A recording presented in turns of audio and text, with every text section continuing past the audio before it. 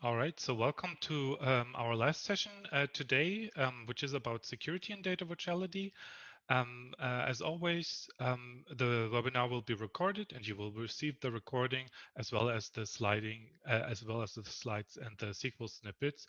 And go ahead if you have any questions. Feel free to ask them using the Q&A button, and Martin will respond to you. You may also ask the questions anonymously. All right, so let's get started with our topic security.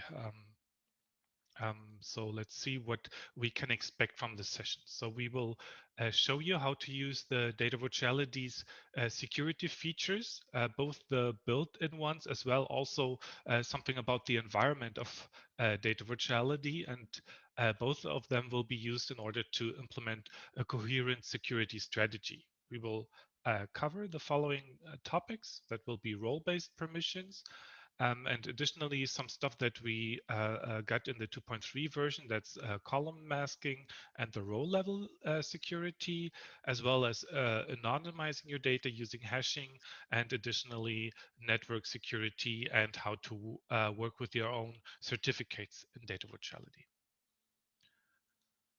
So some general remarks about the data virtuality security. The permission system applies to Pipes Professional and the Logical Data Warehouse. But one remark here regarding Pipes Professional, you would use Pipes Professional rather to replicate your data than to use data virtuality as a live data source. So this means that if you apply any permissions on the data virtuality level, this will not be visible in the replicated data. So for Pipes Pro, you would have to implement the security model or the permissions management here on the replicated data itself on the target database, namely. Regarding the network, the firewall settings can be used to restrict what the ports can be accessed from where. And usually we set this up when we host for you. For on-premise installation, it's up to your network admin. And there's two parts here, right? There's the what ports can be accessed. So that means the incoming ports, which ports can be accessed at all. So if you don't use ODBC, you can simply close this port. And also what's interesting is from where. So you might want to restrict the IP range from where requests can be made to data virtuality at all. So if you have a company network, for example, you can limit the on the firewall level, can limit that only the IP range from your VPN, for example, can be accessed on data virtuality. We can do this on request. So if we host you, you can just open a support ticket, and we can then restrict the range in the network that can be accessed. Regarding encryption for data virtuality and also probably for data in general, there's two parts. That's data in transit and data at rest. So for data in transit, it's very easy, for example, to use DV Studio with the SSL encrypted connection. And that would just be if you want to connect, you can simply just check the SSL mark here, and the port will automatically switch to the SSL encrypted JDBC part. So the Data Virtuality Studio itself, it's a JDBC client, and of course, always use SSL if you want to protect your data. And for the data at rest and probably also at data in transit, you can also use encrypted connections to the data sources. We do this in default. If you take a look closely at our changelog in the community, you will see that we, for example, we turned on SSL encryption for Microsoft SQL Server in general. If you create new connections, you can control this behavior based on the data source. This is most of the time would be an JDBC parameter, but it really depends on the data source. So we cannot just make this a general thing where you can just hit a encrypted check mark or checkbox. It would be have to set up specifically for these data sources. And of course, SSH tunnels can also be created from data virtuality to certain data sources. Regarding for the data at rest, the databases may be encrypted as well, but this is also again outside of the scope of data virtuality. So, for example, for the for the Redshift database, you can simply do this when you create the node or the cluster. You can specify that this database should be encrypted.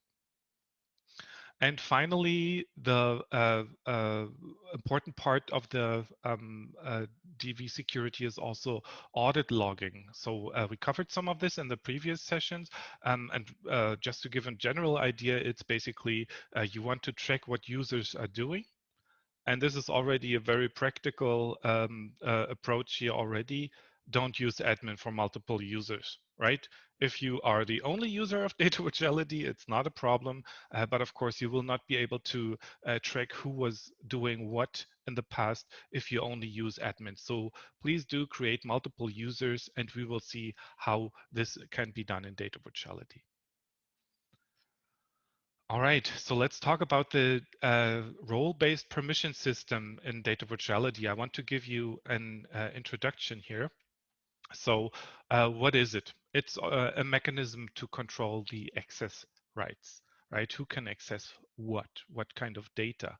And this can differentiate to both model and data source. We will see in a minute what entities we can control with this permission system. And in data virtuality, it consists of the users and the roles, and the roles then will have the permission set inside of them. This permission system applies to all incoming connections. So we've seen it at the REST API track that you also had to authenticate against the REST API. And this is basically where the authorization is happening. So you would always have to authenticate against each of these different connections in data virtuality, and then this user will be the effective user that will see the metadata, that will be able to query the data, and so forth. So let's take a look at the entities that can be controlled. And I marked them here. I put them on the same line, basically, the schemas on one hand side. So your virtual schemas that you can create on your own, they're top level, and the data sources. So you can just provide the permissions there. Tables and views. And then finally, it can go down to the level of columns, and starting in 2.3, you can also limit the rows, and you can also mask the columns. We had a question about LDAP integration, so it's actually there. It can be configured for data virtuality, and when this is happening, we can set it up together with you. We also have a Help Center article on this. Actually, you will not be able to do some of the stuff that we are doing here because you can neither create roles nor can you create users. This will all be done by the Active Directory. But what you can still do is control the permissions that are on the roles. So actually the Active Directory groups and users will be taken from LDAP, and this will then manage the whole security of data virtuality. Only the permissions can be changed. All right, so how to manage those users and permissions? Let's take a look. So in DV Studio, you can do this using service manage users. And we already have some stored procedures. Why do we mention them always? You've seen it also on the other tracks of our session.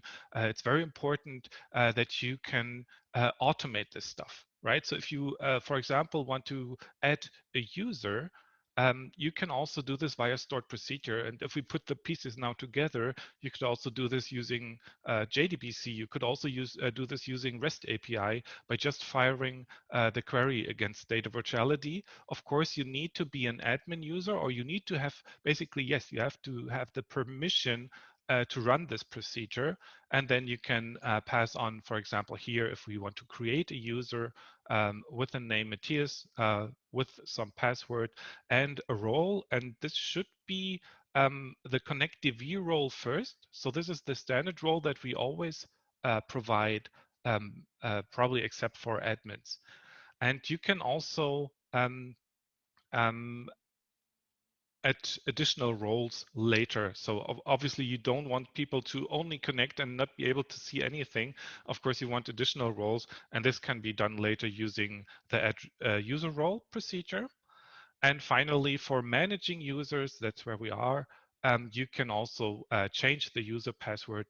There's also the option to change your own password, which of course, as we're talking about security, which should be done regularly. There's no way to enforce it right now, to enforce changes, but you need your own schedule to do this.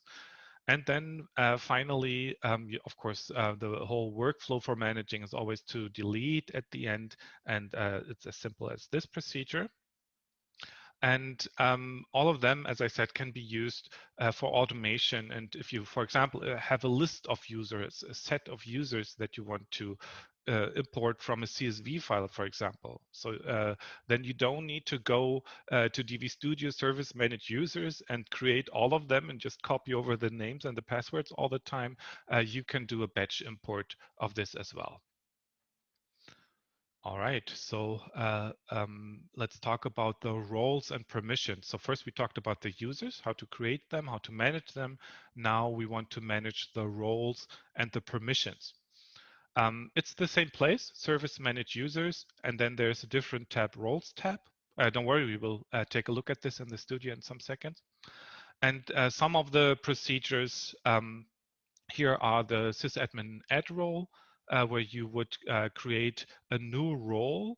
And you, this is basically an empty role then that doesn't have any permissions yet. And this allow create temporary tables would be just the permission for the users to create these in-memory tables.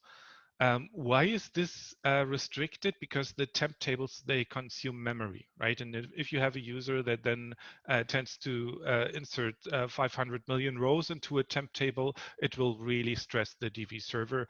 This is why we have this as an extra parameter for security reason, to not being able to fill up the memory and slow down the data virtuality server in case you don't want the users to do this. All right, delete role, it's clear. And now there's the part of assigning the roles. This can also be done from the Data Virtuality Studio. We talked about the entities that you can actually assign permissions to, and you can simply right-click on any entity and select set permissions in the studio. And there's, of course, the according set of the stored procedures here. That would be, for example, add user role.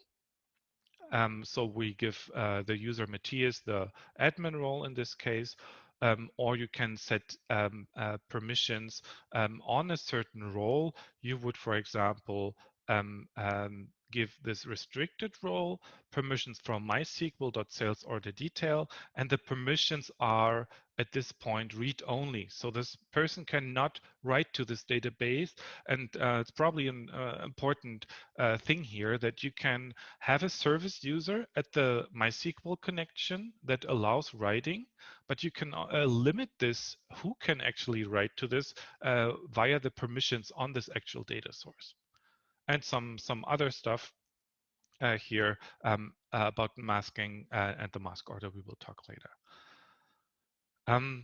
You can always track these DV Studio actions in the Queries tab. We've shown it already, so if you do anything of this in the Data Virtuality Studio, let's say you don't know how to set the permissions, what are the options here in the permissions parameter, then you just do it in Data Virtuality Studio and then take a look in the Queries tab, and you will see what the Data Virtuality server executed. And of course, we filter out the passwords so that users cannot see the passwords of other users. So let's do the demo here. Let's do the permission management in Data Virtuality Studio. So let's just jump here. Let's go as admin because I want to actually create these ones. So let's go as admin and connect to our Data Virtuality server. Only then will I have the permissions to do this. And let's visit then the service managed users. Just a sec. Okay, here we go. So service manage users. And here we see basically the list of the users. And let me just create another user here. Second one, and we can see that the connect role is already applied as standard, but you can also assign all these different roles that we already created as well.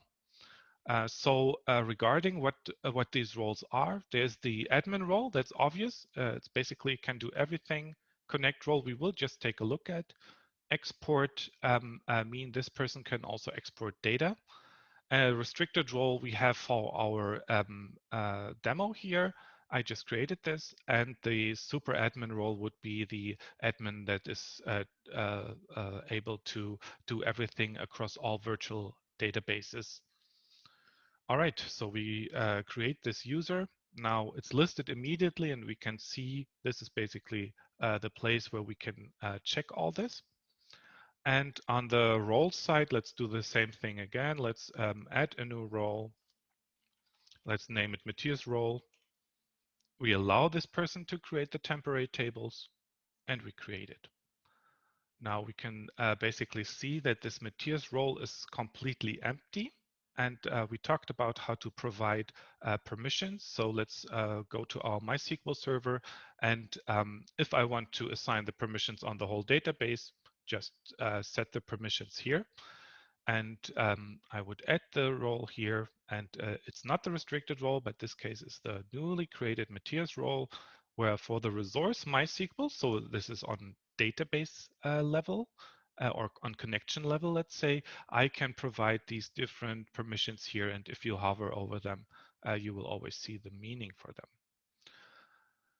All right, so the role was created, and I assigned it directly to this role.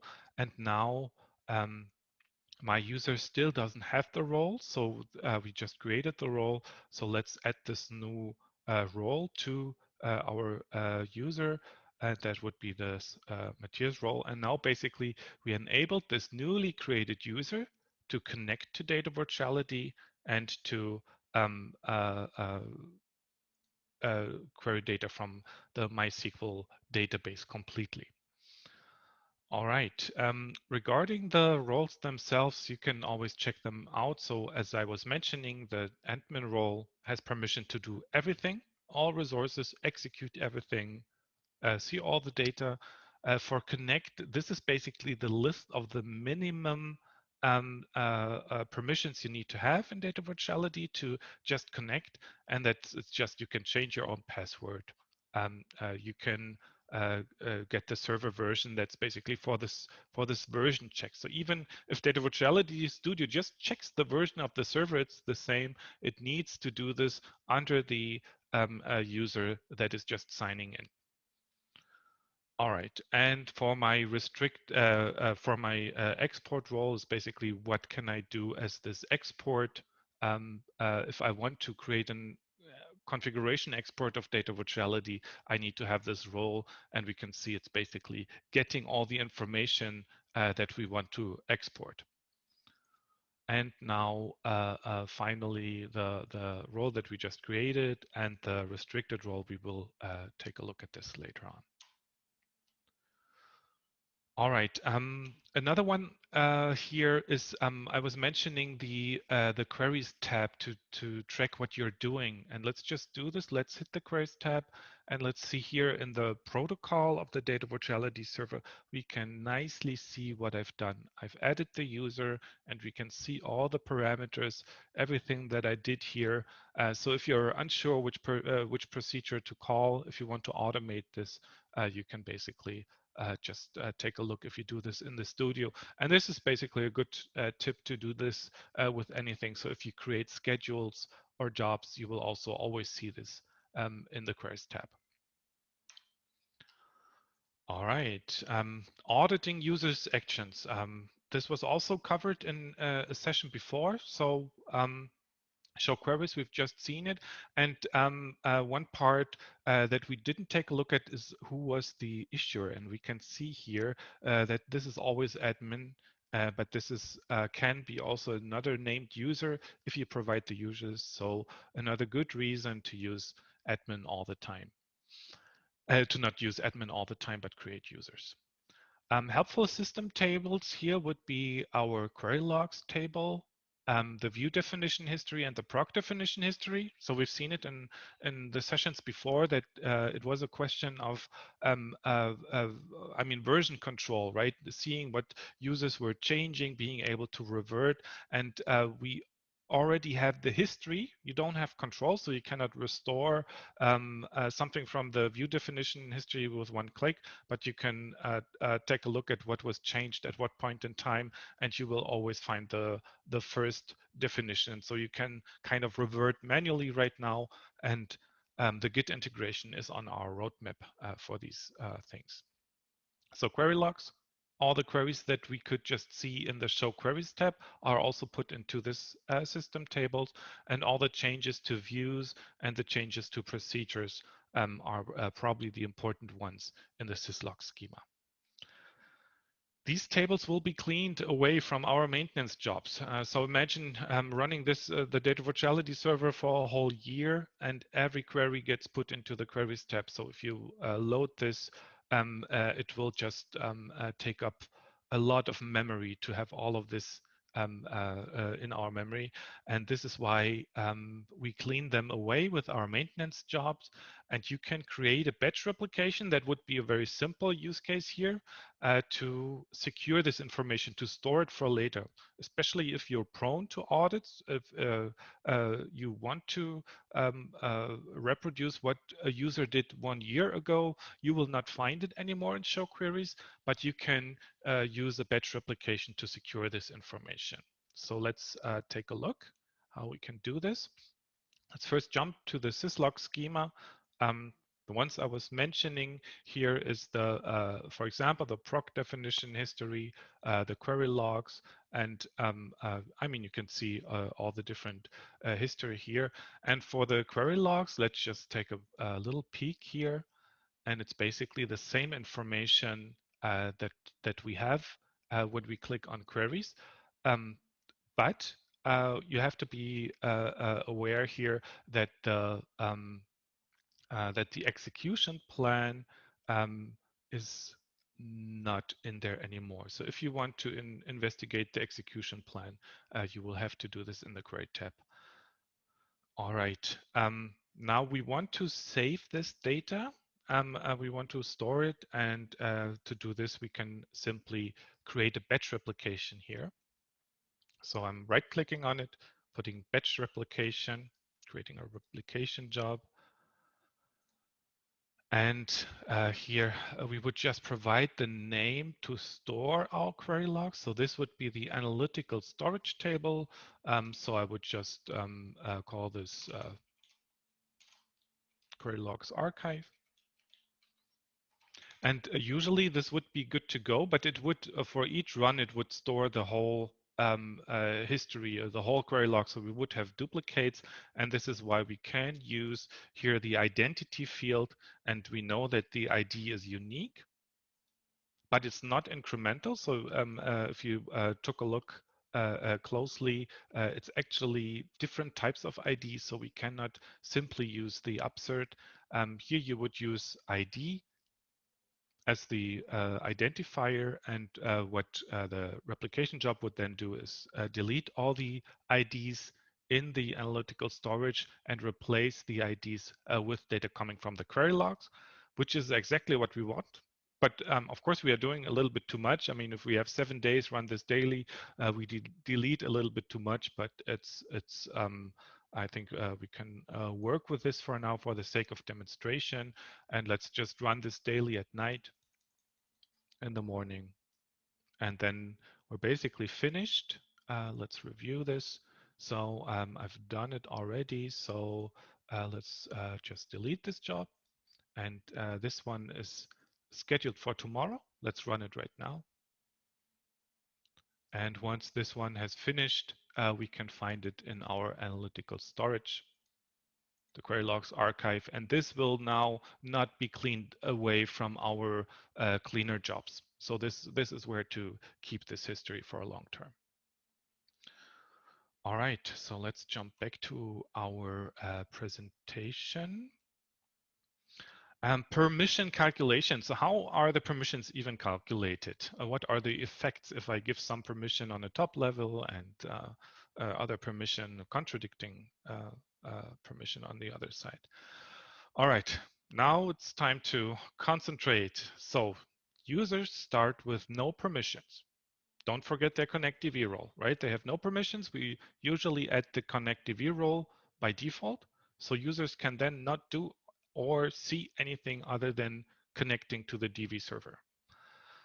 Now the permission search path. So if we check the permission, let's see, let's assume a DV user does some request.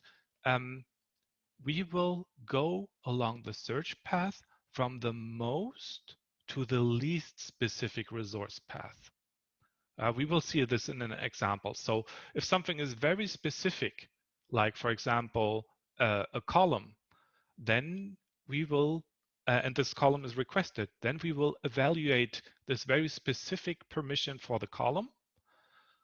But for the table, the user might also have the permission, but this will not be evaluated because the first permission that we find with a specific allow or deny will be used, right? So if this person wants to read from a specific column and we have a column permission, then we have the most specific resource path there, and we will basically go up this path until we find the permission that directly fits us.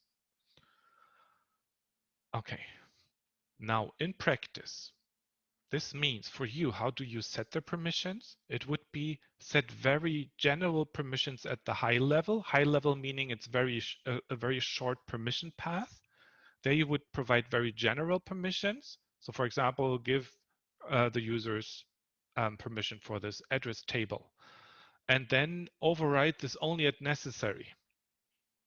There might be different use cases for you. So if you want to give users only access to one table, but not all the others, you give this a deny on top and allow on the specific table. But if you want this the other way around, so they should access 499 tables, but not one, then you would actually put a deny in this specific resource path. All right, one example here. So for the column address, state province ID, so that's one column of our address table in the MS SQL server. The permission is removed. So we can see here province ID, state province ID. There is no permission at all to do this. So this user cannot create, read, update, delete anything. They can then, if we go to this permission path, we do have access to the address table. So actually this person has access to the address table, but if they are requesting from this address table the province ID, they will not get it because the more specific resource path prevented this for them to getting the permission. Let's now talk about metadata visibility. In version 2.3, we added this functionality that the metadata will not be visible if you don't have the permission for the metadata, I mean, for the data source, for example, right? So if I don't have permission for the MySQL database, as we did here with our restricted role, we can actually see that there is no listing for the MySQL database, right? So I logged in as this different users, and we can see there's not even all the other databases are not available. The views schema only, because we basically gave access to the view schema, but all the other stuff is not available. What happens if you don't have the permission to request something? Then your request will result in an error. Uh, Even if you see the metadata, you will still not be able to request the data. In 2.1 and in 2.3, you will not see the metadata at all and still not be able to query items without your permissions.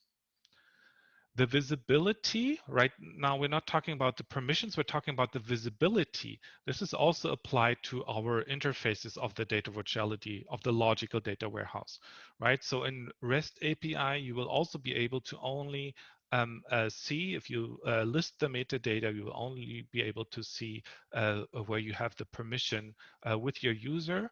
And this also means for JDBC or ODBC interfaces like Tableau, also Tableau server, the user that's supplied there, the visibility will work for them. And this, of course, then makes nice possibilities to restrict what self-service users will be seeing. So what you could do there for self-service users, you could restrict their access to data sources themselves, but could only provide them access to the virtual schemas.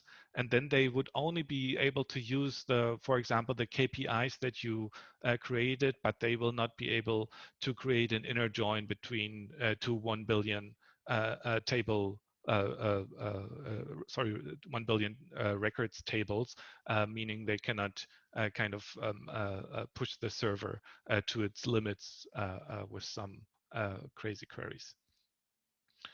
All right, the analytical storage schema is also subject to permission, so I did not provide it here. We will see what happens when we do our demo. So let's talk about the metadata visibility.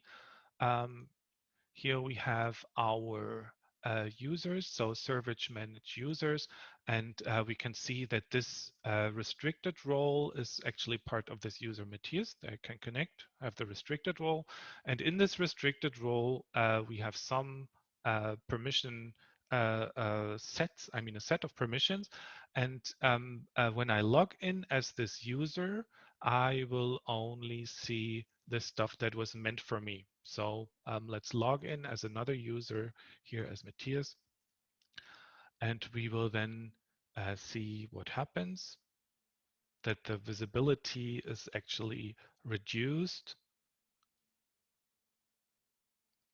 Let's just wait for the server here. The visibility will be reduced to just the metadata where I have the access. And we can see now, I told you, be aware of the analytical storage. So it's complaining there is no analytical storage. Yeah, because I don't have permission for it, it's empty, it's not configured. And I have only the permissions that were granted to me.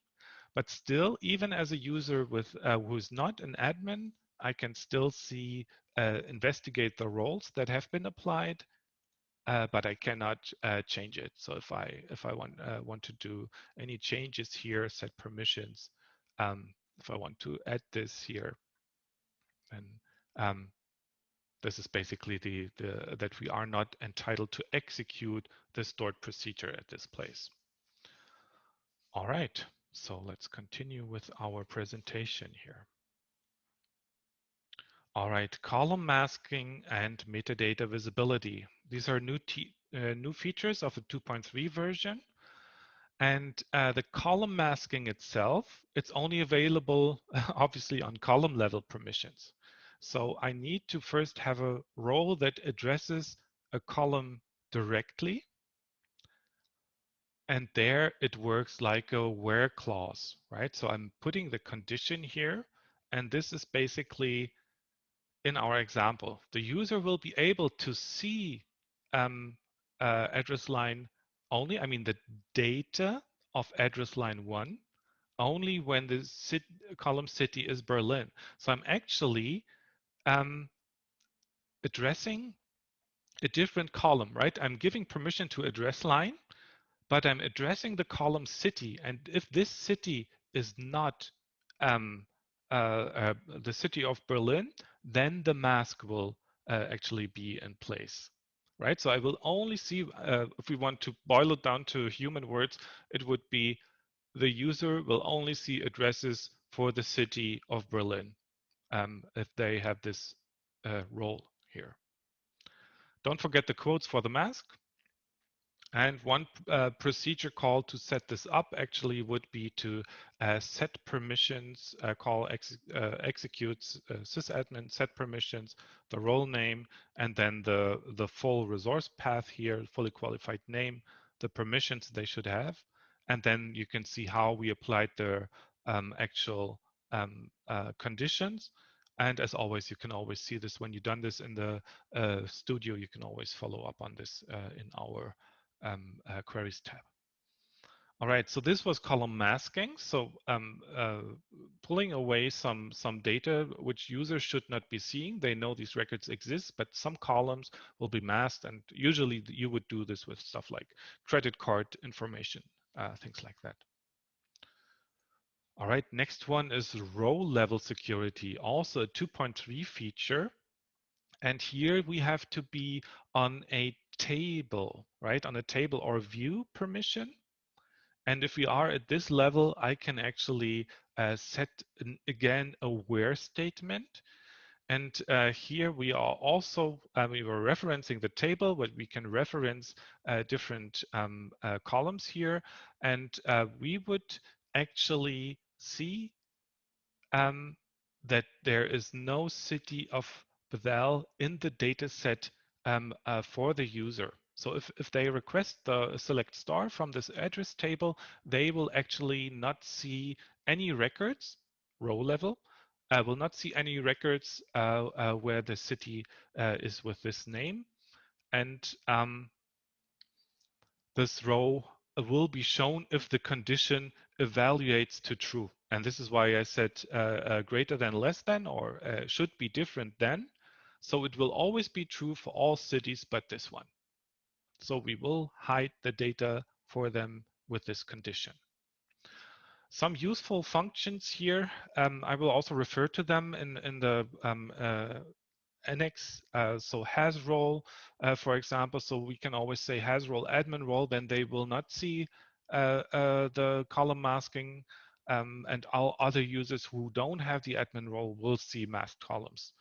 Or what you can do, you can also use the user function, and if you select from the user function, you will actually get the username back. And this is also something that you can hardwire into this condition to only let a set of users. Then you would chain this with an or condition when you want to list the users specifically that should see the data. You can use these useful functions. All right, so let's take a look at the demo here. We still are logged in as the Matthias user. We have applied actually these conditions already. So I'm just going on this address line 1. It should be visible. I can't. Let's just log in as an admin again. I was just testing if the DV server was checking if I'm admin. Let's investigate the roles again here. And basically what you can do for these additional features now, you will always find them in this security column down here, where you would actually, for the restricted role, be able to change this. And now we see actually the condition, this where condition, where you can reference the columns. I just explained this already. And the mask that needs to be provided, as well as for the table itself. We see here the limit as well, the work condition that restricts the data. All right, and the state province ID. We will also take a look at there's no permission for it. So let's check if for these. So it's the address table. Let's just log in as the other user again with restricted permissions. And then we can see how this is applied, and we can do all these permission things um,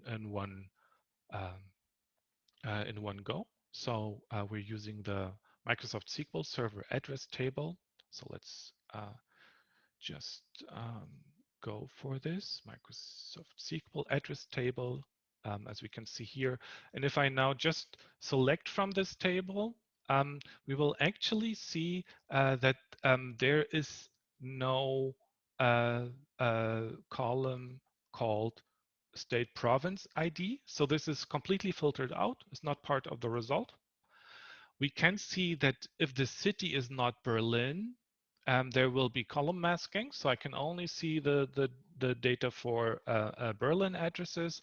And we are not checking here, but the city of Bethel is also not part of it. And it was actually the first city here. So we would see any IDs below 22 would be with the city of Bethel, and we do not see them because we don't have the row-based permission for this column. Sorry, for this city. All right. Let's talk about anonymization of data. This is probably, well, not directly security, but something that's required from all of us today. And you can actually anonymize the data using the cryptographic hash functions that we provide. You will find them in our documentation. And it's semi-secure, right? Because it can always be brute forced. If I know now someone that the city is Berlin, I can just retrieve the hash for this city Berlin, and we'll see all the addresses with the city Berlin. So even if it's a very secure algorithm and takes a lot of time to get the value from it, you can always attack it with if you know any of the data, a set of the data. One function that you can use right away would be the MD5 hash function, and this has the advantage of possibly being pushed down. And also from practice, we worked with a insurance agency, and when we put the MD5 that was calculated on the data virtuality side, it was really taking a lot of time to do this for each of the columns and then write it back, or for each of the rows to be said.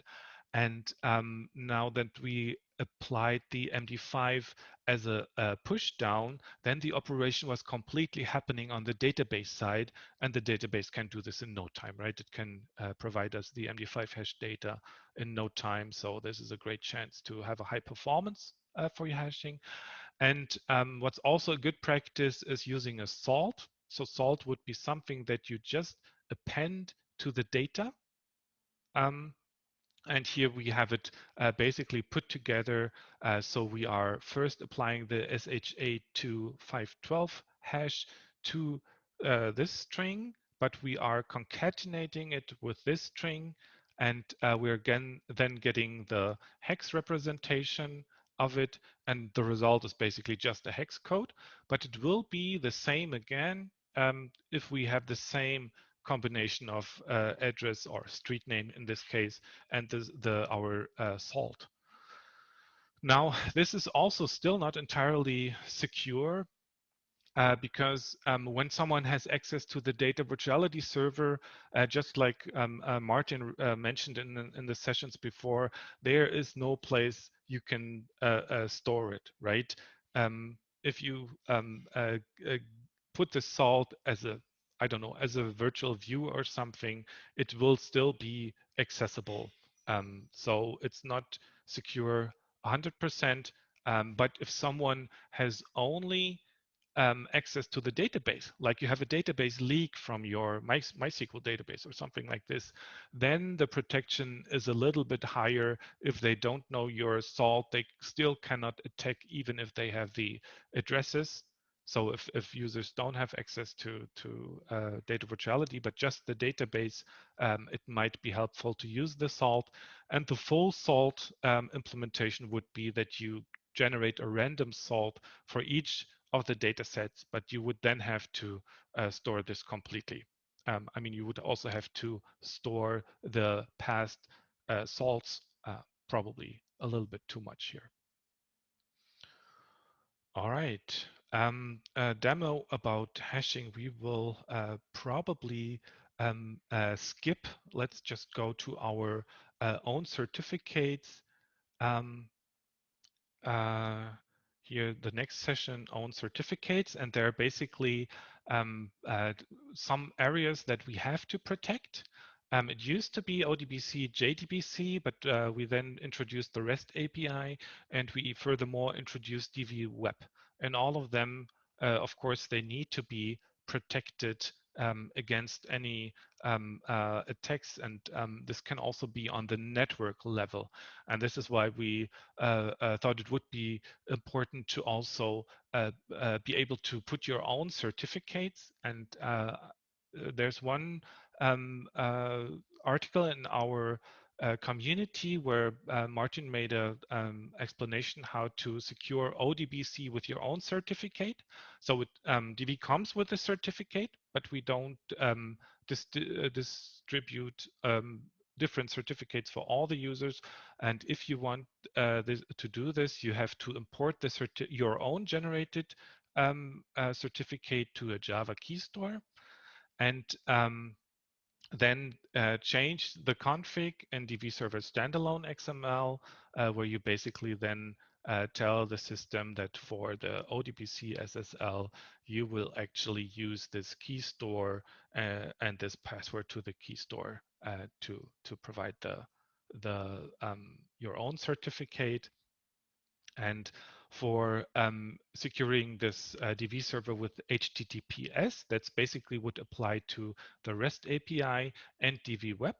So for the hosted clients, we will do this for you. Now, if we create a hosted instance, there will already be a certificate generated, and this certificate will then be different for each of the data virtuality clients. So you will not be able to use a certificate of another DV server, which you would just be able to obtain from their website if you can access it, or from the REST API page or something like this. Um, and we will just install this. And for on-premise, we have a documentation, detailed documentation. It's probably out of scope here to do this. You would actually create the certificate.